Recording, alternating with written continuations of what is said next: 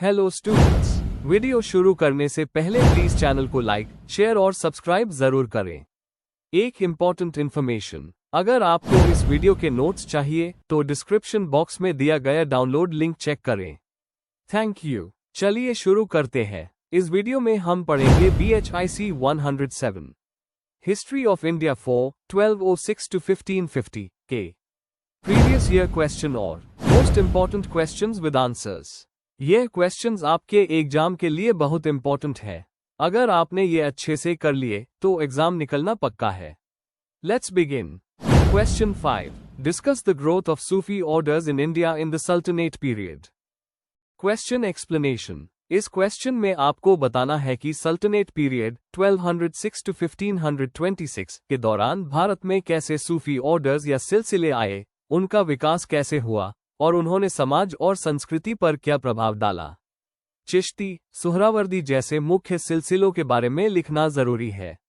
Answer. Introduction. Sufism एक आध्यात्मिक और भावनात्मक धारा है इस्लाम की, जिसमें भगवान से प्रेम और अंतरात्मा की शुद्धि पर जोर दिया जाता है। दिल्ली सल्तनत के समय भारत में कई सूफी सिलसिले आए जो धार्मिक और सामाजिक जीवन में गहरा प्रभाव डालने लगे। इन सूफी संतों को पीर या शेख कहा जाता था और लोग इनकी संगत में आकर स्पिरिचुअल गाइडेंस लेते थे।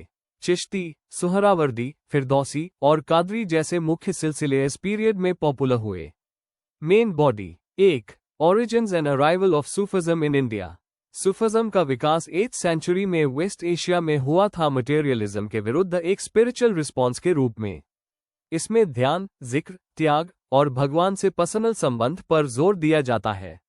भारत में ये सेंट्रल एशिया और ईरान के रास्ते से आया, खासकर सल्तनत के स्थापना के बाद। 2. Major Sufi orders in India. A. Chishti order. इसका प्रारंभ ख्वाजा मोइनुद्दीन चिश्ती ने अजमेर में किया। प्रेम, दया और सेवा के संदेश पर जोर दिया। प्रमुख सेंट्स: निजामुद्दीन औलिया दिल्ली, बाबा फरीद पंजाब। लंगर, कव्वाली और सबके लिए खुले महफिल्स इसकी पहचान थी। राजनीति से दूर रहकर आम जनता के बीच रहे। बी. सुहरावर्दी ऑर्डर। इसका प्रवेश बहाउद्दीन जकरिया के माध्यम से मुल्तान में हुआ। ज्यादा ऑर्थोडॉक्स और राज दरबार से जुड़े हुए थे। शरिया और डिसिप्लिन पर जोर देते थे। सी. Other orders. कादरी सिलसिला सदगी और स्पिरिचुअल हीलिंग के लिए मशहूर था। फिरदौसी और शत्तरी छोटे स्केल पर विचारों में विभिन्नता लाए। 3. Practices and beliefs of the Sufis. मुख्य विचार: वादत अल वजूद, एक ही अस्तित्व, इश्क ए इलाही, भगवान से प्रेम और त्याग। प्रमुख क्रिया: जिक्र, ध्यान, समा, भक्ति संगीत, दरगाह की यात्रा। मुर्शिद और मुरीद का संबंध गुरु शिष्य जैसा होता था। 4. Social and cultural impact. Sufis ने हिंदू मुस्लिम के बीच भाईचारा और संवेदना का पैगाम दिया। उनकी दरगाह ज्ञान, कविता और संगीत के केंद्र बन गए। पर्शियन, उर्दू और स्थलीय भाषाओं में सूफी साहित्य लिखा गया। पंजाब, बंगाल और डेक्कन जैसे इलाकों में इनका गहरा प्रभाव पड़ा। इंडो इस्लामिक काला और विरासत को समृद्ध बनाया। कंक्लूजन: सल्तनत काल में सूफी ऑर्डर्स का विकास भारत के धार्मिक और सामाजिक इतिहास का एक महत्वपूर्ण अध्याय था। उनका संदेश प्रेम, दया और समरसता का था जो आज भी लोकप्रिय है।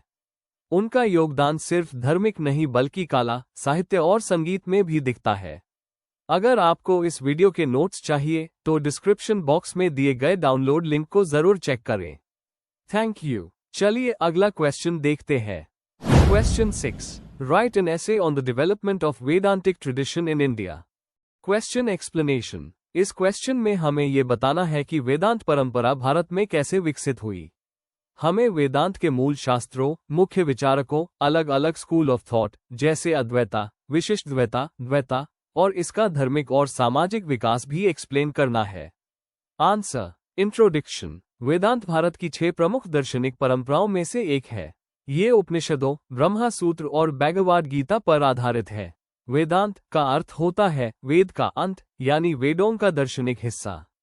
इसमें ब्राह्मण, परम सत्य, आत्मन, आत्मा और दोनों के संबंध पर जोर दिया गया है। आदि शंकराचार्य, रामानुजर और माधवाचार्य जैसे विचारकों ने इस परंपरा को विकसित किया। Main body. 1. वेदांत का उद्भव और शास्त्रीय आधार। वेदांत का मूल उपनिषदों, ब्रह्मा सूत्र और भगवद गीता में है। इन्हें मिलाकर प्रस्थानत्रयी कहा जाता है। ये ग्रंथ आत्मा, ब्रह्मांड और परम तत्व के संबंध को समझाते हैं। उपनिषद ज्ञान और दर्शन का मूल है। ब्रह्मा सूत्र इन विचारों को व्यवस्थित करता है और गीता इसका भक्ति और कर्म योग के रूप में विवरण देती है। 2. मुख्य आचार्य और वेदांत के स्कूल का विकास।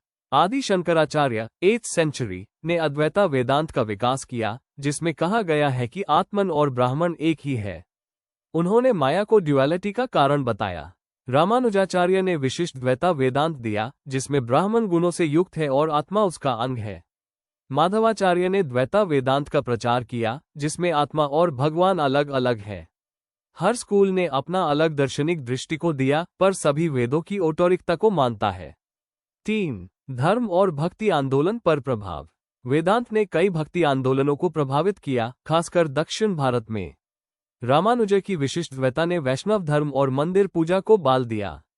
माधवा की द्वैता ने भक्ति और गुरु परंपरा को मजबूत किया। अद्वैता वेदांत ने आदि शंकरा के माध्यम से भारत में संन्यास परंपरा और मथाओं का पुनरुद्धार किया। 4. आधुनिक युग में वेदांत का प्रभाव। आधुनिक भारत में स्वामी विवेकानंद ने वेदांत को विश्व मंच पर पेश किया। उन्होंने अद्वैता वेदांत को विज्ञान, तर्क और धार्मिक एकता से जोड़कर बताया। वेदांत ने रामकृष्ण मिशन और राष्ट्रवाद जैसे आंदोलनों को भी प्रभावित किया। आज भी कई आधुनिक विचारक और गुरु वेदांत के विचारों को नए संदर्भ में व्याख्या करते हैं। कंक्लूजन। वेदांत परंपरा भारत की सबसे गहरी और प्राचीन दार्शनिक धरोहर है। ये न सिर्फ एक फिलॉसफी है, बल्कि एक जीवित परंपरा भी है जो आज भी लोगों को आत्मा, ब्रह्मांड और सच्चाई पर चिंतन करने के लिए प्रेरित करती है। आज भी वेदांत भारत और दुनिया के सामाजिक दार्शनिक चिंतन में एक महत्वपूर्ण योगदान देता है। अगर आपको इस वीडियो के नोट्स चाहिए, तो डिस्क्रिप्शन बॉक्स में दिए गए डाउनलोड लिंक को जरूर चेक करें। Thank you. Let's see the next question. Question 7.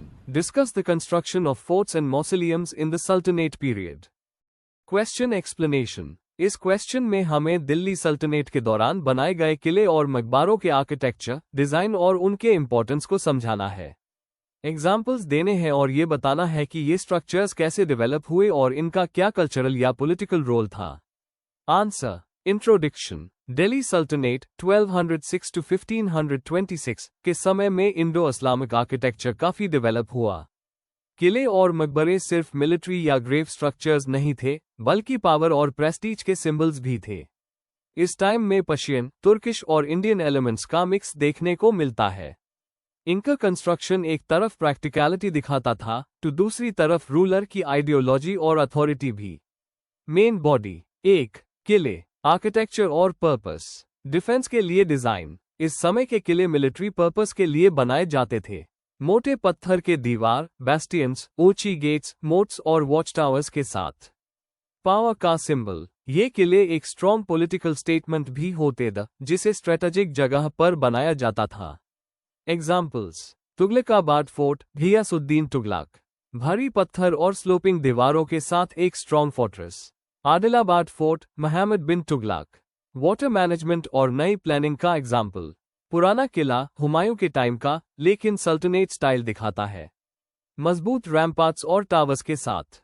2. मकबर एक नई फ्यूनररी ट्रेडिशन, इस्लामिक प्रैक्टिसेस। सल्तनत के रूलर्स ने इस्लामिक टूम कल्चर इंट्रोड्यूस किया, जो रिस्पेक्ट और यादगार के रूप में बनता था। डोम्स और आर्चेस। इनमें बड़े गुंबद, पॉइंटेड आर्चेस, कार्विंग और डिजाइन देखने को मिलते हैं।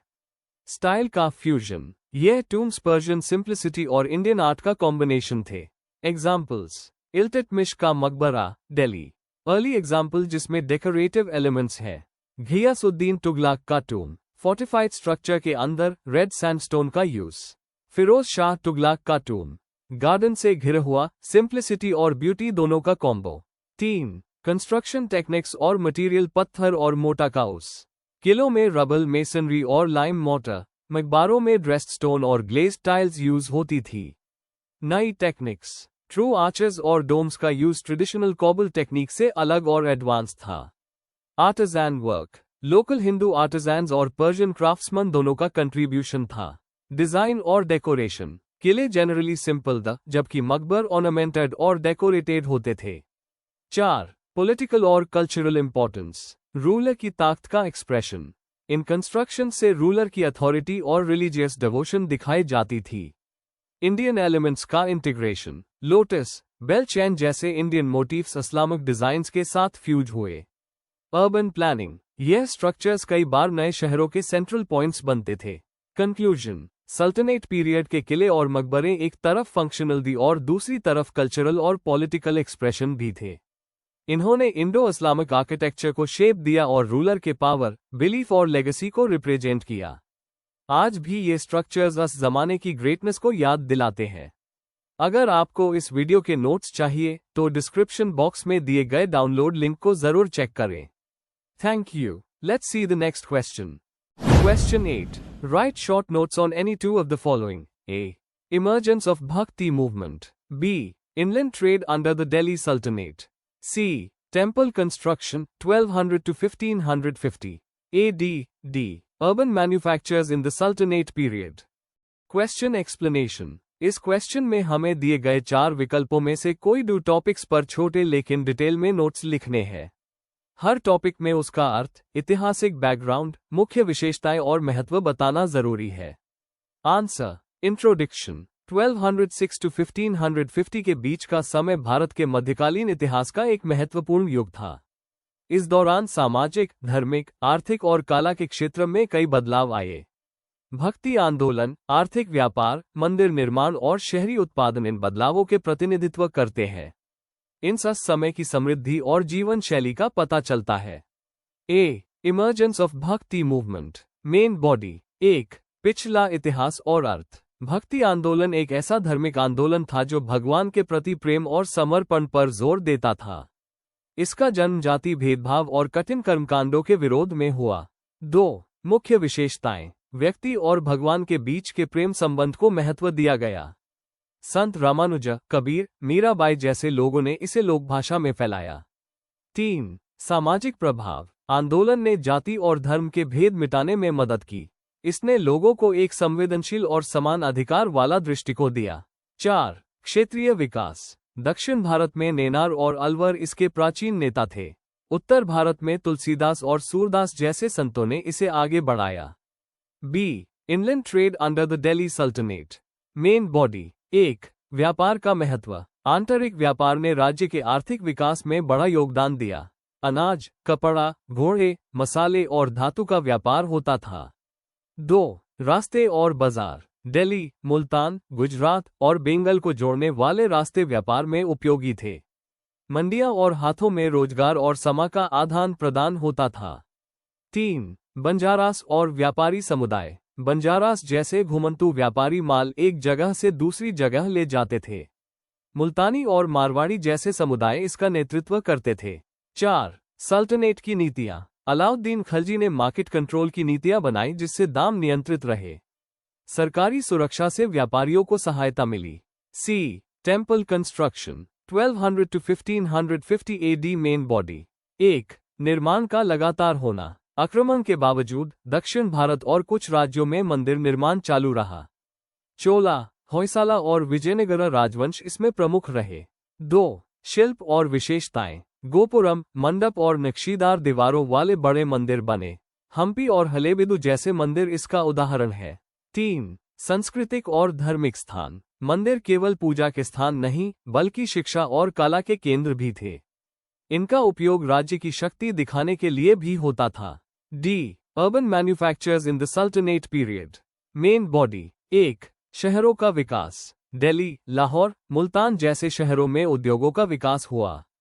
2. मुख्य उद्योग। कपड़ा, रेशम, सूती, लोहा, हाथी दांत और कागज बनाना प्रमुख उद्योग थे। काम अधिकांश समय गिल्ड सिस्टम के अंतर्गत होता था। 3. निर्यात के लिए उत्पादन। ये वास्तु देश के अंदर और बाहर दोनों जगह बिकती थी। भारतीय कपड़ों और शिल्पकला की विदेशों में भी मांग थी। 4. राज्य की भूमिका। सरकार ने काम की गुणवत्ता और मजदूरी पर नियंत्रण रखा। मार्केट इंस्पेक्टर्स और कानून से व्यवस्था बनाई गई। कंक्लूजन। इन चारों टॉपिक्स से मध्यकालीन भारत के समाज, धर्म, अर्थव्यवस्था और कला के रूप का पता चलता है।